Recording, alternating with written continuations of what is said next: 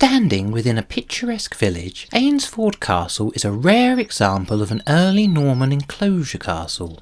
Built by the Eynsford family, the castle became the subject of a disputed inheritance claim that culminated in an act of vandalism in 1312 that rendered the castle uninhabitable.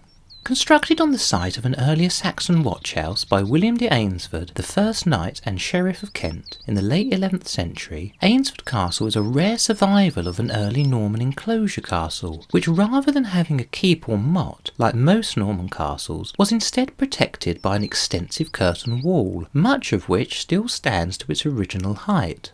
The impressive curtain wall, standing 9 metres high, was built between 1085 and 1087, with the addition of a gatehouse to strengthen the castle's defences in about the year 1130.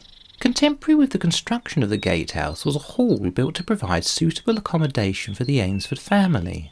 The internal ruins that can be seen today are not from this early 12th century period, but from the mid-13th century, when the castle was remodelled following a fire.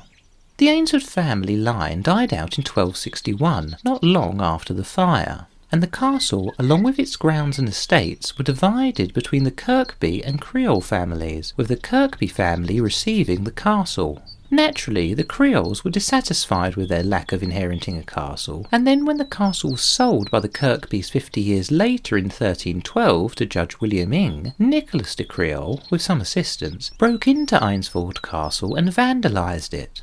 De Creole and his men broke down the doors, smashed the windows and set the livestock loose. Wisely judging that living in the property was a risky venture, Judge Eynes soon vacated the castle and never lived in it again. Although the castle would never more be residential, the buildings were taken over and used by the Hart-Dyke family of Lullingstone Castle, who used it as a manorial court. Yet despite this, the Hart-Dykes did not maintain the castle, and it gradually fell into disrepair, eventually being used as stables for horses and kennels for dogs by the mid-18th century.